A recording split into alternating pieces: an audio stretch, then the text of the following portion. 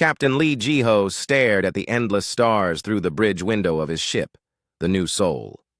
The view never got old, even after 20 years of flying through space.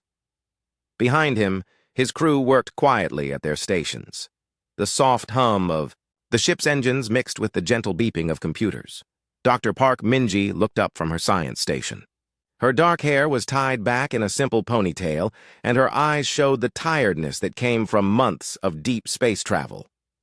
"Captain, we're approaching the outer edge of the Kepler system. Should be there in about 6 hours." Ji-ho nodded. "Good work, Minji. Any signs of life in the system?" "Just the usual background noise," she replied, turning back to her screens. "Nothing interesting yet." Commander Kim Tae-hyun sat at the weapons station, though there was little need for weapons, on a simple mapping mission. His job was to keep everyone safe while they explored new star systems. Most of the time, space was empty and peaceful. Today felt like it would be the same. Engineer Han Soo-young called out from the back of the bridge. "Captain, all systems are running smooth. The new engine upgrades are working perfectly." Ji-ho smiled. Soo-young always kept their ship running like a dream. Without her, they would have been stuck floating in space years ago. The New Soul was not a big ship. It had a crew of only 40 people. Their job was simple: fly to new star systems, map the planets, and look for anything interesting.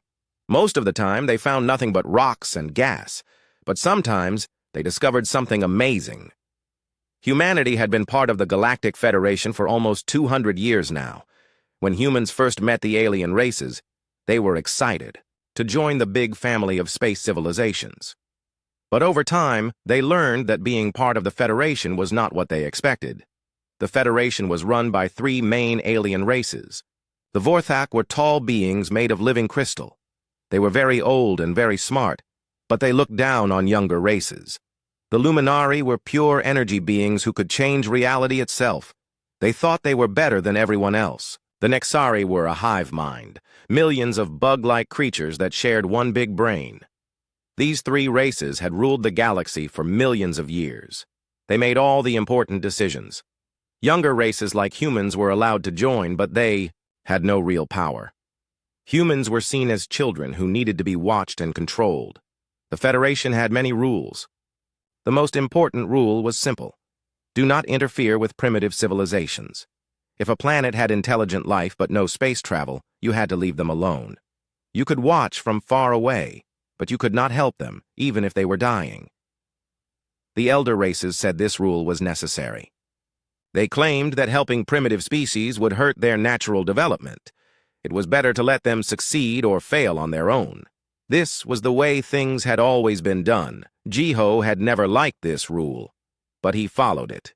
He was a good Federation officer. He did his job and followed orders, but sometimes late at night he wondered if the rule was really right. "Captain," Minji called out suddenly. Her voice sounded different, excited and worried at the same time. "I'm picking up something strange." "What kind of strange?" Ji-ho walked over to her station. "It's a radio signal, very weak, but definitely artificial. It's coming from the 4th planet in the system." Tae-hyun looked up from his station. "Could be an old Federation probe." Minji shook her head. "No, this is different. The pattern is all wrong for Federation technology." "And, Captain?" "I think it's a distress signal." The bridge became very quiet. Everyone stopped what they were doing and looked at Minji. "Are you sure?" Ji-ho asked. "The signal is using basic mathematics to show intelligence. Prime numbers, simple, equations, that sort of thing. But there's something else." Minji's fingers moved quickly over her controls. "There are emotional markers in the transmission. Whoever sent this is scared." Soo-young came forward from her station. "What does that mean exactly?" "It means there's intelligent life on that planet, and they're asking for help." The bridge fell silent again. Everyone knew what this meant. The Federation's most important rule said they could not help. They had to ignore the signal and fly away. But as they got closer to the planet, the signals became stronger.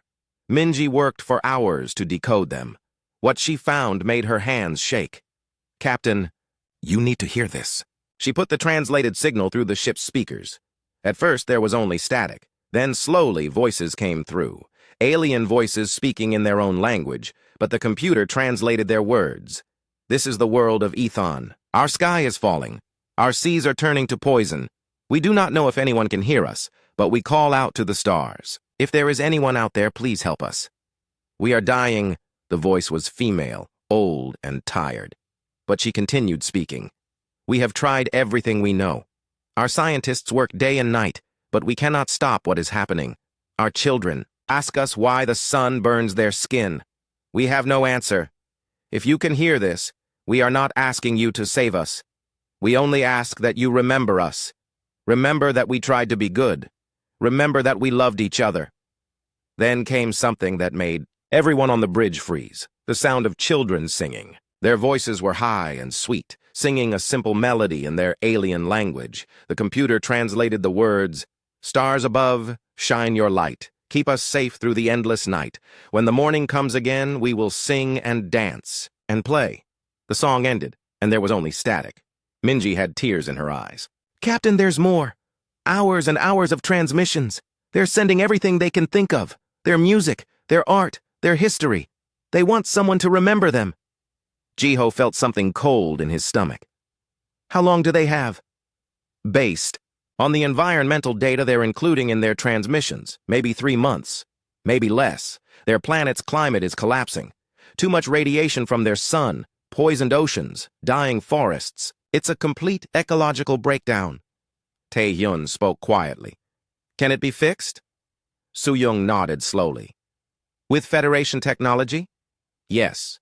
We could repair their atmosphere, clean their oceans, even fix their sun's radiation output. It would take time and resources, but it's possible." "But we can't," Jiho said. "The rules are clear. They don't have space travel. We're not allowed to interfere." The bridge was quiet for a long time. The only sound was the continuing radio transmissions from the dying planet below. More voices, more music, more desperate messages sent to the stars. Jiho walked back to his captain's chair and sat down heavily. He thought about the children's song. He thought about the old woman's voice, asking only to be remembered. He thought about the Federation's rules. "Minji, send a message to Federation Command. Tell them we've found intelligent life on Kepler 442b. Tell them the situation." "Yes, Captain." It took 6 hours for the reply to come back. 6 hours of listening to the voices from below, hearing their fear and their hope and their love for each other. When the message finally arrived, it was short and clear. "Do not interfere. Continue your mission. Let nature take its course." Jiho read the message 3 times. Then he looked at his crew. Minji was still listening to the alien transmissions, tears running down her face. Tae-hyun stared at his weapons console, his hands clenched into fists. Soo-young was running calculations, probably figuring out exactly what it would take to save the planet below. "Captain," Minji said softly, "they just transmitted a new message. It's from their children. They're asking if anyone out there has children too. They want to know what other children in the galaxy like to play." Jiho closed his eyes. When he opened them again, he looked at each member of his crew. "What do you think we should do?" The question hung in the air like smoke. Captain Jiho looked at each face on his bridge. These people had served with him for years. He trusted them with his life, and now he was asking them to help him make the hardest choice of their careers. Dr. Park Minji spoke first. Her voice was quiet, but steady. "I became a scientist to learn about life in the universe. I never thought I would find life that was about to end while I watched and did nothing." She turned to face the captain fully. "Those people down there are sending us their music, their stories, their children's voices. They're not asking us to conquer their world or change their culture. They just want to live." Commander Kim Tae-hyun was normally the most careful person on the ship. He always followed rules and procedures, but now he looked angry. "The Federation says we shouldn't interfere. But what if not helping is worse than helping? What if letting them die is the real crime?" Engineer Han Soo-young pulled up a screen showing the planet below. "I've been running numbers. We could fix their atmosphere in 2 weeks with our ship's equipment. Their ocean poisoning could be cleaned up in a month. Their sun's radiation problem would take longer, but we could build shields to protect them while we work." She paused and looked at the captain. "We have the power to save an entire species. How do we just fly away?" Jiho stood up and walked to the window again. The planet looked peaceful from space, blue and green and white, like Earth. But he knew that down there, millions of intelligent beings were watching their world die. "The Federation will court-martial all of us," he said. "We could go to prison. Humanity could be kicked out of the Federation completely." "Captain," Minji said, "I've been listening to their transmissions for hours. Do you know what they call their planet? They call it Song World, because they believe that all life makes music together. Even their scientists talk about the harmony of nature." She pulled up another recording.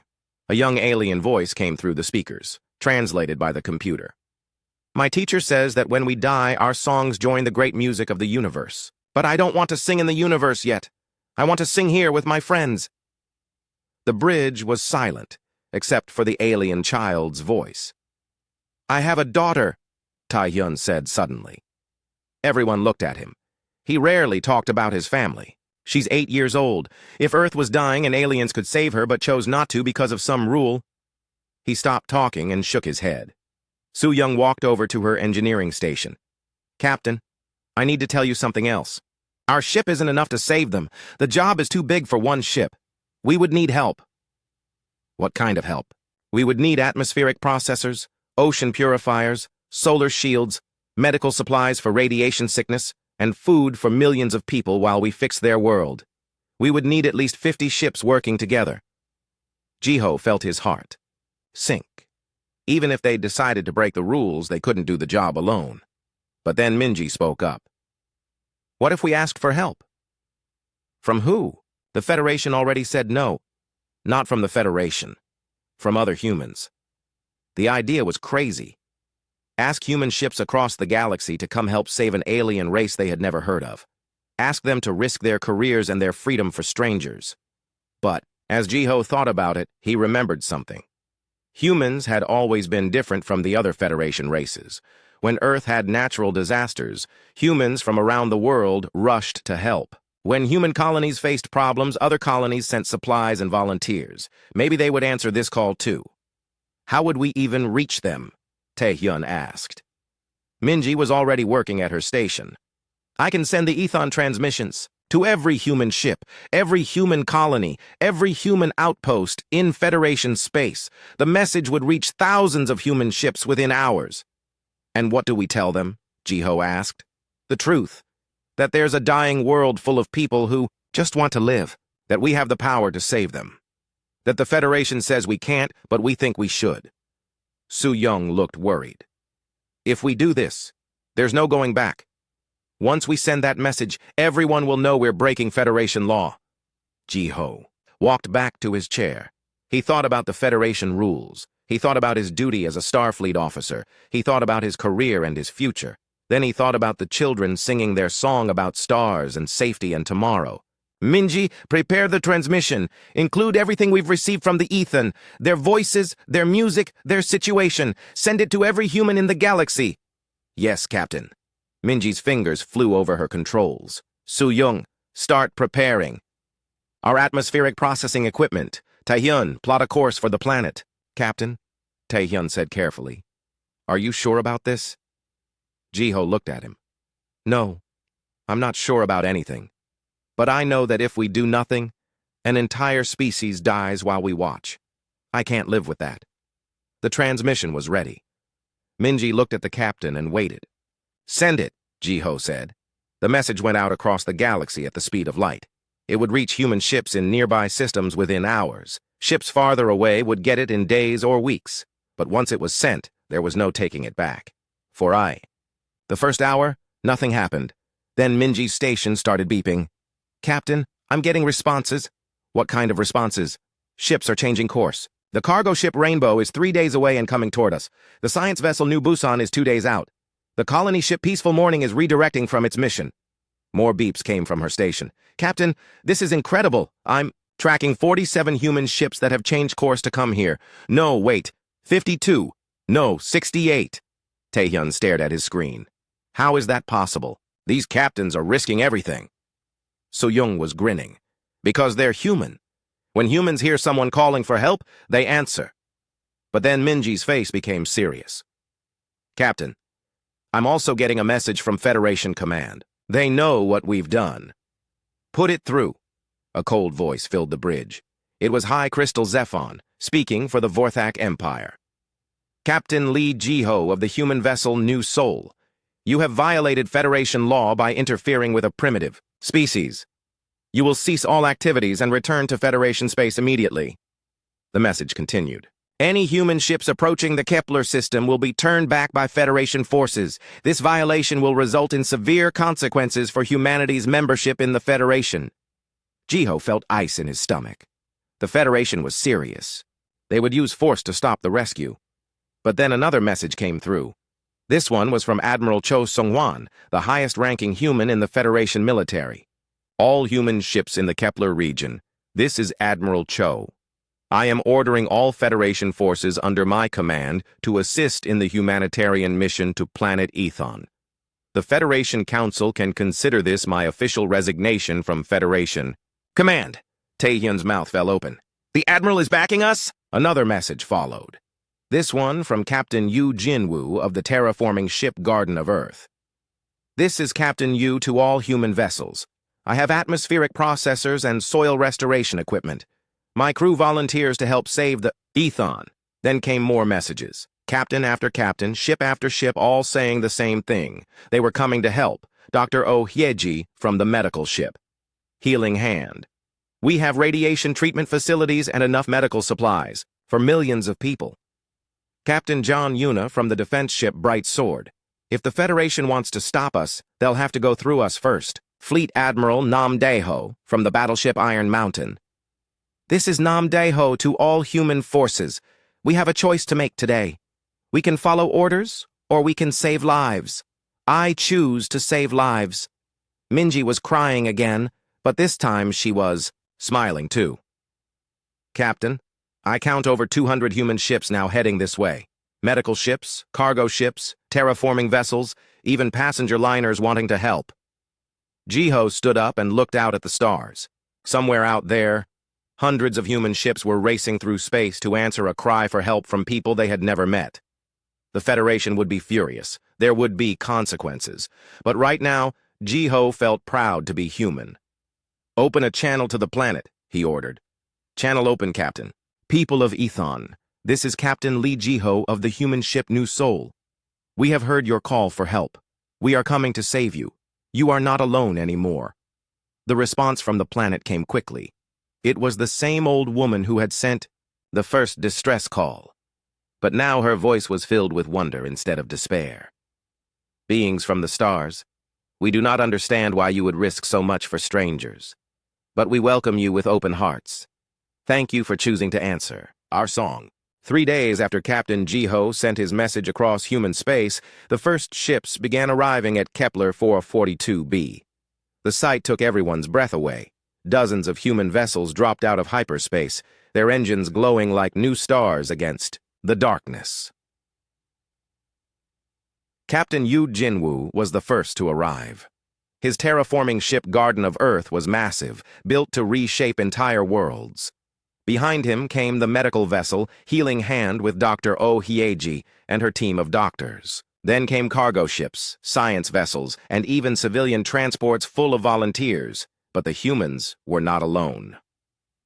Captain, Dr. Park Minji called out from her station, I'm picking up non-human ships approaching the system. Captain Jiho frowned. Federation forces? No, sir. These are different. I'm getting a communication request from a Torvan vessel. The Torvan were amphibious beings with smooth blue-green skin and large, gentle eyes.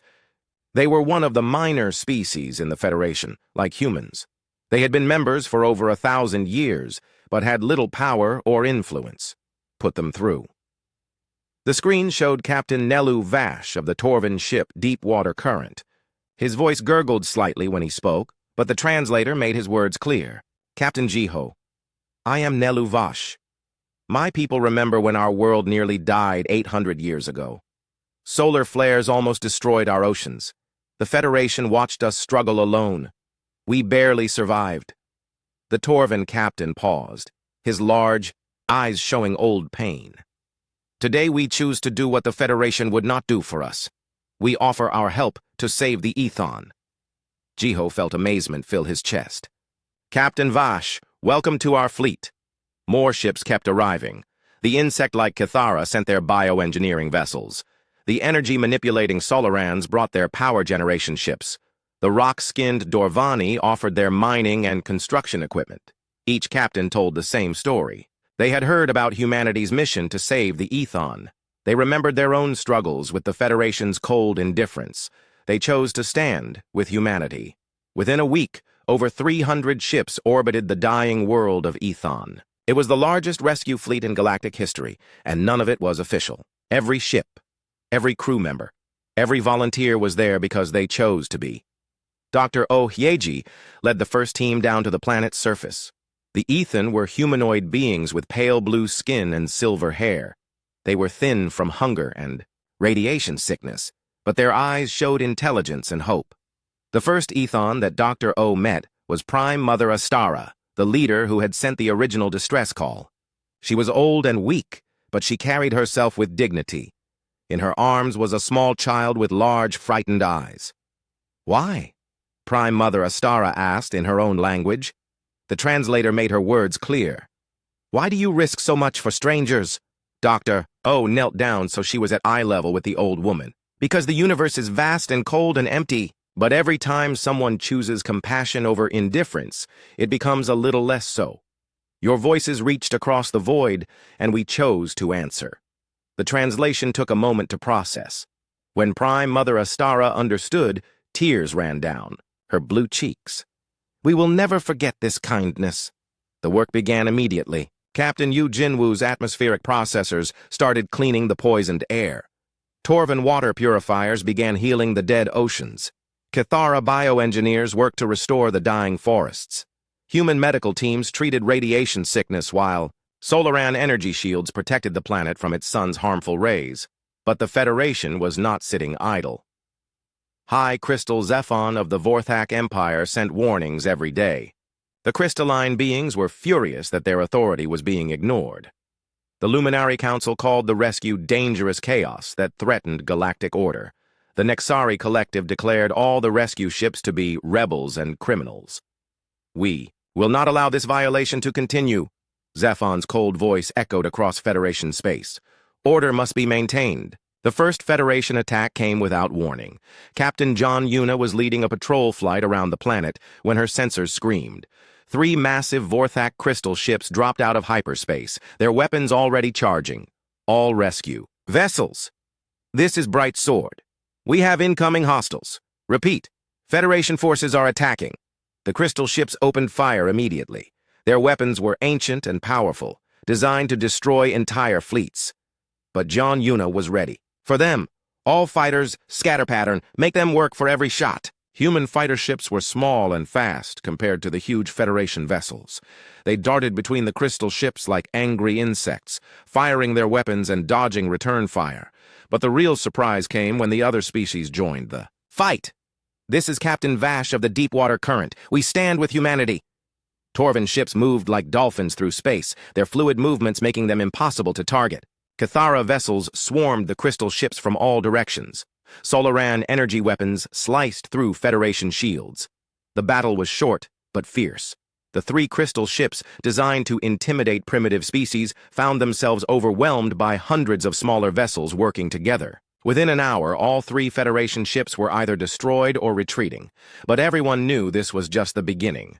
Fleet Admiral Nam Deho called a meeting of all the rescue fleet captains. The holographic conference room was filled with dozens of different species, all united in their mission to save the Ethon. The Federation will send a bigger force next time, Nam said. We need to be ready, Captain Yu Jinwoo spoke up. How long do we need to complete the planet restoration? Another 3 weeks for basic atmospheric work, reported a Torvan engineer. 2 months for full ecological repair. They won't give us 2 months, said Captain John Yuna. I estimate we have maybe a week before they bring their main battle. Fleets. Dr. Ohyeji appeared on the communication screen from the planet's surface. The Ethon are asking if they should evacuate. They're willing to leave their world if it means avoiding a war. Nam shook his head. We didn't come here to relocate them. We came here to save their world. Prime Mother Astara herself joined the conference. The old Ethon leader looked tired but determined. We do not wish to cause a war.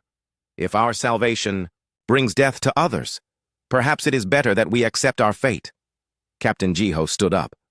Prime Mother, your people did nothing wrong. You called for help, and we answered. The Federation chooses to fight us for saving lives. That makes them the villains, not us. But how can we stand against the Federation? Asked a Cathara captain. They have ruled the galaxy for millions of years. They've ruled through fear, Nam replied. But look around this room. Look at our fleet outside. How many species are represented here? How many worlds do we represent? Dr. O. Hyeji understood. First, we're not just a rescue fleet anymore. We're a rebellion. Word of the rescue mission had spread far beyond the ships at Ethon. Across the galaxy, other minor species were watching. They saw humans and their allies standing up to the Federation. They saw the powerful elder races attacking ships that were trying to save lives, and they began to choose sides. The Zalani, a peaceful trading species, declared their support for the rescue mission. The Corinth, master shipbuilders, offered to repair any damaged vessels. The Moravek, skilled farmers, sent food supplies for both the rescue fleet and the hungry Ethon. Each day brought news of more species joining what the Federation was calling the Human Rebellion. But the humans called it something else. We call it the Alliance, Captain Jiho announced during a broadcast to the galaxy. An alliance of species who believe that every life has value. An alliance of people who think compassion is more important than law. An alliance of beings who refuse to watch others die when they have the power to help. The broadcast reached billions of beings across thousands of worlds. Many were species that had been ignored or oppressed by the Federation for centuries. They heard Captain Jiho's words and began to hope. On Ethan, the restoration work continued despite the threat of war. Ethan children played in clean air for the first time in months. Their blue skin began to lose the pale, sickly color of radiation poisoning. The forests started to turn green again. Prime Mother Astara stood with Dr. O. Hyeji on a hillside overlooking the main Ethon city. The sky was blue instead of the sickly yellow it had been when the humans arrived. Your people have given us our world back, Astara said. But at what cost? Will the galaxy burn because you chose to save us? Dr. O looked at the healthy Ethon children playing in the distance. Prime Mother, the galaxy was already burning. It was burning with indifference and cruelty. Maybe it needs to burn with something better. And what is that? Hope. But even as they spoke, Federation scanners detected a massive fleet assembling in nearby space. High Crystal Zephon was bringing the full might of the Vorthak Empire, supported by Luminari reality warpers and Nexari swarm fleets. The real war was about to begin. The Federation's war fleet was massive beyond imagination. Thousands of crystal ships formed the Vorthak battle lines, each one the size of a city. Behind them, the Luminari brought their reality-bending vessels that could erase matter from existence. The Nexari deployed swarm fleets so vast they blocked out the stars. High Crystal Zephon's voice echoed across space on all frequencies. Rebel forces around the primitive world, you have 1 hour to surrender. Cease your illegal activities and submit to Federation justice. This is your final warning. Fleet Admiral Nam Deho stood on the bridge of his flagship Iron Mountain, looking at the enemy force on his screens. His own fleet was much smaller. Humans, Torvan, Cathara, Solarans, and dozens of other species had gathered around Ethon, but they were outnumbered 10-1. Admiral, called Captain Jion Yuna from her fighter command ship, all squadrons are ready. Engineering reports ready, came the voice of the chief engineer. Medical bays prepared for casualties, reported Dr. O. Hyeji from the planet's surface. Nam looked around his bridge at the faces of his crew. They were scared, but they were determined. Open a channel to all allied ships. When the channel was open, Nam spoke clearly. This is Fleet Admiral Nam Deho to all Alliance forces. Today we fight not for territory or power, but for the simple idea that every life matters. The Federation believes that might makes right. We believe that right makes might. He paused and looked out at the stars. Some of you may not survive this battle, but if we lose, remember that we chose to stand for something greater than ourselves. If we win, remember that we won by standing together. The hour passed quickly. When it ended, the Federation fleet attacked. The first wave came from the Nexari, swarms. Millions of small ships moved like angry insects, covering space with weapons fire. But Captain Jian Yuna was ready for them. All fighters, Pattern 7. Let's show them what human pilots can do. Human fighters were individually weaker than Nexari craft, but human pilots fought differently. They used teamwork, creativity, and something the Nexari hive mind couldn't understand: individual courage. Captain Jaeon led her squadron straight into the swarm, her fighter weaving between enemy ships like a dancer. Behind her, Torvan pilots moved like they were swimming through space. Kithara fighters attacked from unexpected angles. Solaran energy beings piloted ships of pure light. The swarm was designed to overwhelm enemies through sheer numbers.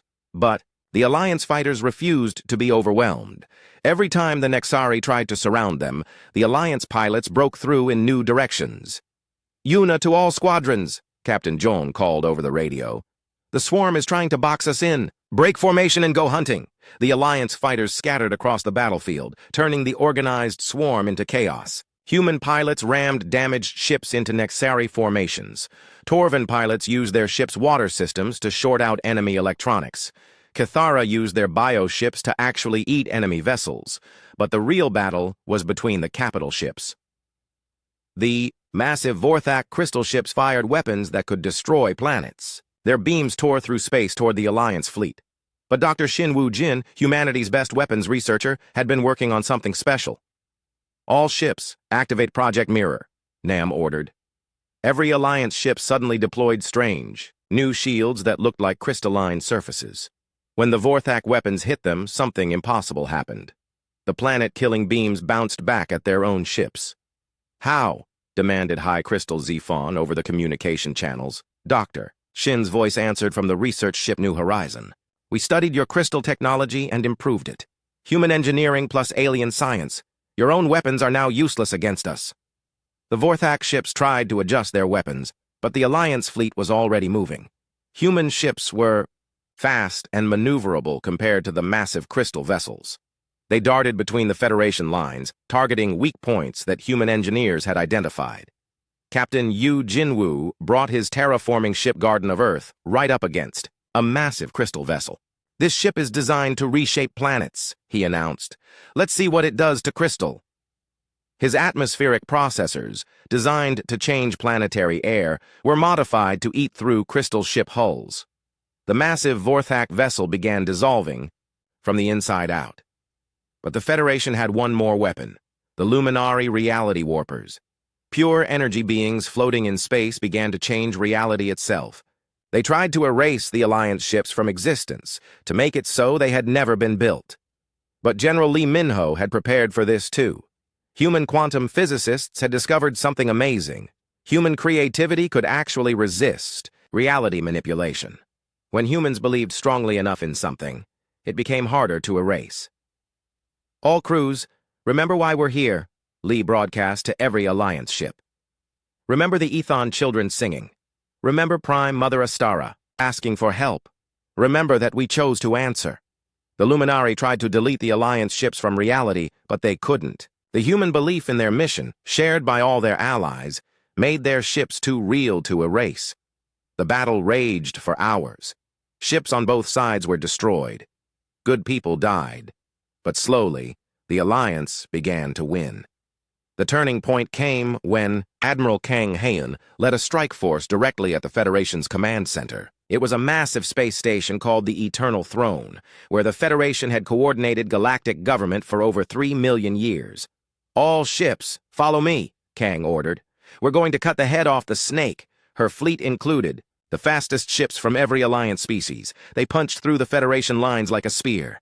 Vorthak crystal ships tried to stop them, but human fighters cleared the way. Nexari swarms tried to slow them down, but Torvan ships created confusion in the hive mind. The Eternal Throne was protected by shields that had never been broken, but human engineers had been studying Federation technology for months. "Fire everything," Kang ordered. The Alliance ships fired their weapons all at once. not at the station's shields, but at specific points that human analysis had identified as weak spots. The ancient station's defenses, designed millions of years ago, couldn't handle the creative chaos of Alliance weapons. The shields fell. "This is for every species the Federation ignored," Kang said as her ship's main guns charged. "This is for every cry for help that went unanswered." Her weapons fired.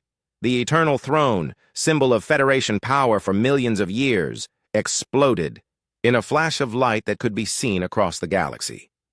High Crystal Zephin's voice came over the communications one last time. "Impossible. You are primitives. You cannot defeat us." Admiral Nam's reply was broadcast to every ship in the system. "We're not primitives.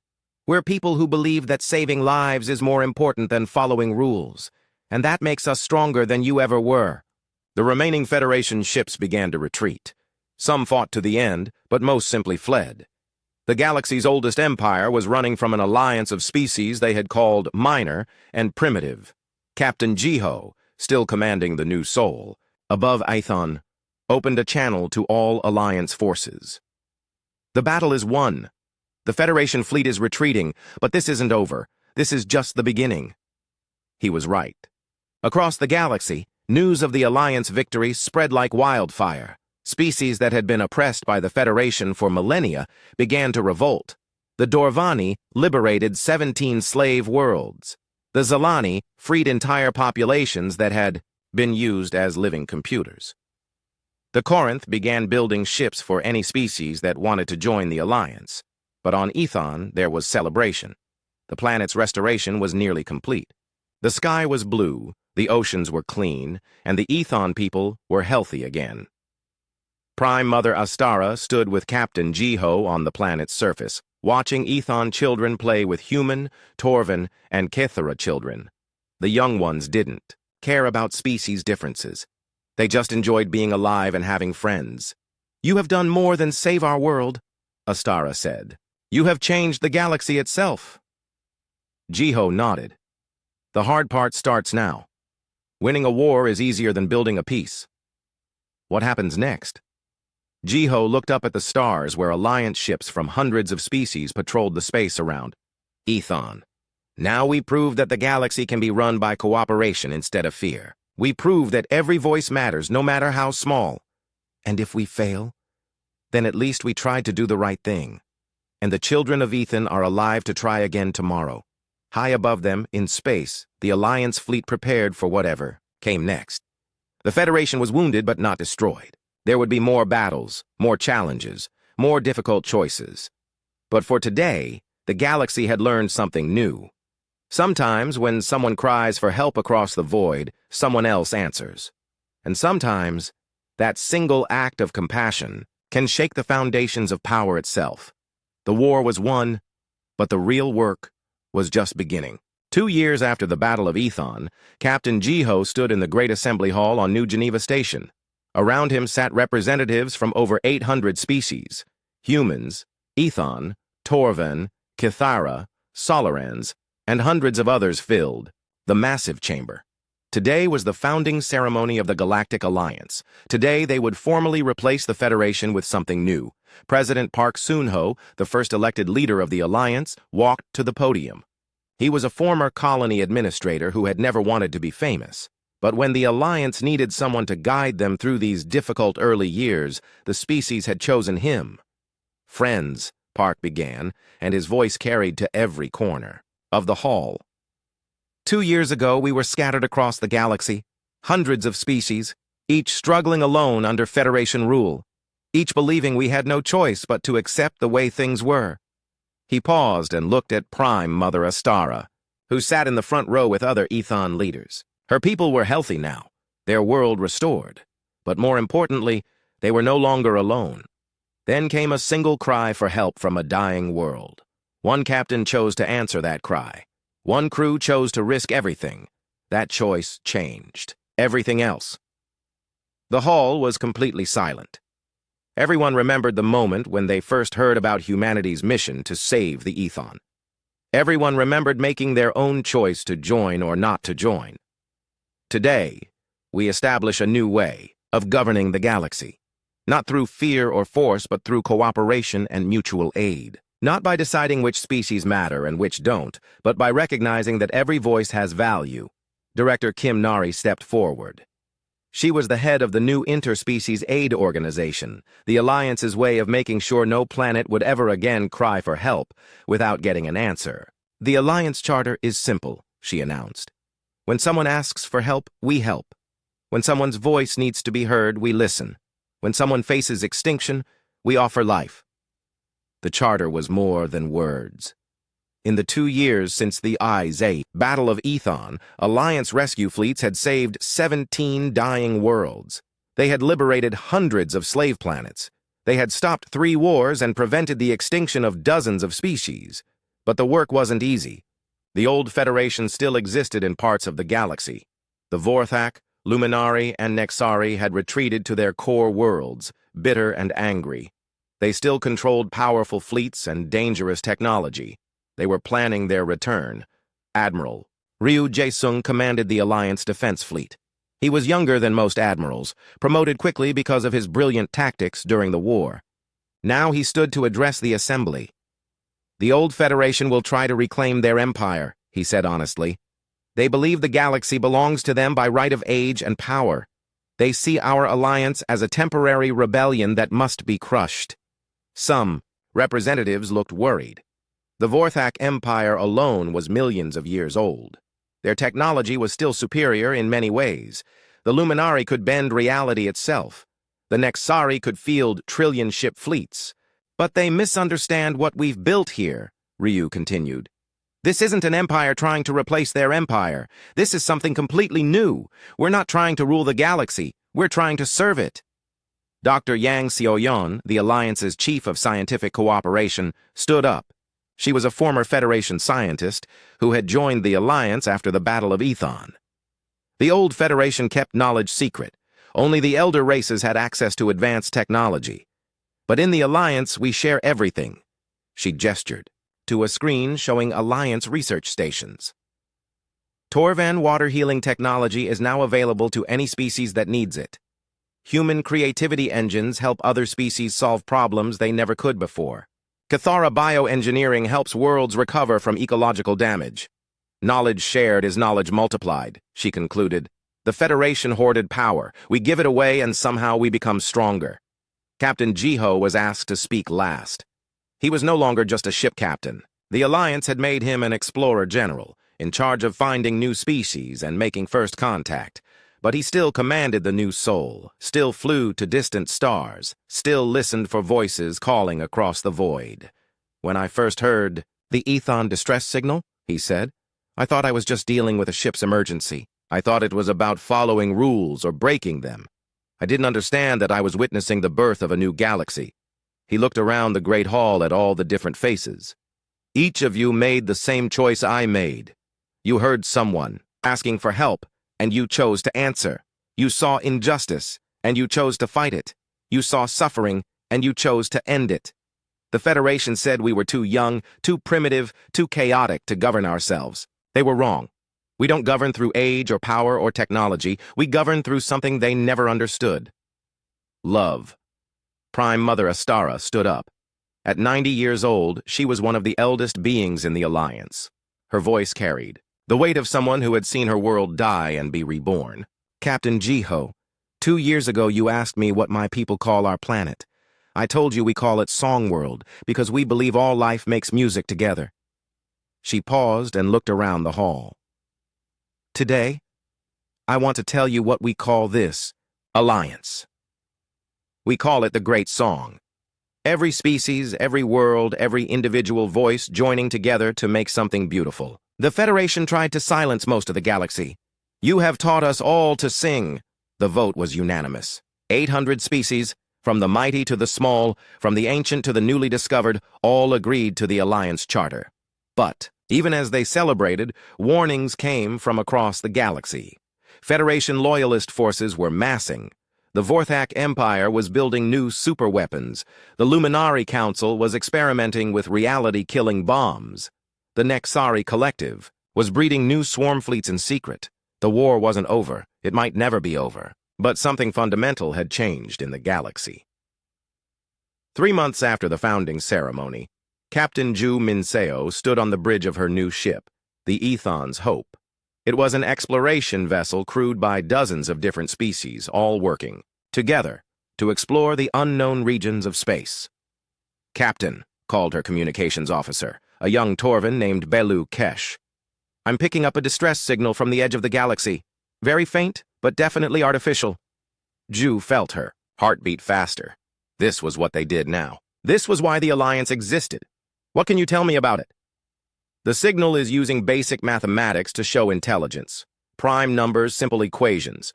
But, Captain, there's something else. There are emotional markers in the transmission. Whoever sent this is scared." Ju smiled. It was the same pattern that had started everything. Another dying world, another species calling out to the stars, hoping someone would hear. "Set course for the signal," she ordered. "Let's go save someone." Her crew moved to their stations with practiced efficiency. Humans, Ethon, Torvon, Cathera, Solarans, and dozen of others, all working together. The bridge was a harmony of different voices, different ways of thinking, different approaches to problems. "Course laid in, Captain," reported her navigator. "All departments report ready," called her first officer. "Communications standing by to send first contact protocols," added Belu. As the Ethon's Hope jumped to hyperspace, racing toward another cry for help, Captain Ju thought about the galaxy they were building. It wasn't perfect. There were still conflicts, still problems, still species that chose isolation or aggression. But it was better. Every day it was a little better. Somewhere behind them, on hundreds of worlds, children of dozens of species played together under safe skies. Scientists shared knowledge freely. Artists created beauty that crossed all species boundaries. People who had never met worked together to solve problems and help strangers. And somewhere ahead of them, someone was calling for help across the void. The Alliance would answer. They always answered, because 2 years ago, one human captain had heard a cry for help and chosen compassion over law, because one crew had decided that saving lives was more important than following rules, because hundreds of species had decided that the galaxy belonged to everyone, not just the old and powerful. The universe was still vast. It was still cold in the spaces between stars. But it was no longer empty. It was full of voices, singing together, answering each other's calls across the dark. The great song continued, and the galaxy listened, and hope traveled at the speed of light to every corner of creation. One cry for help had become an eternal answer. "You are not alone. We hear you. We are coming." And in the deep space between galaxies, other civilizations heard the music Earth's children were making and began to wonder if perhaps they too might join the song.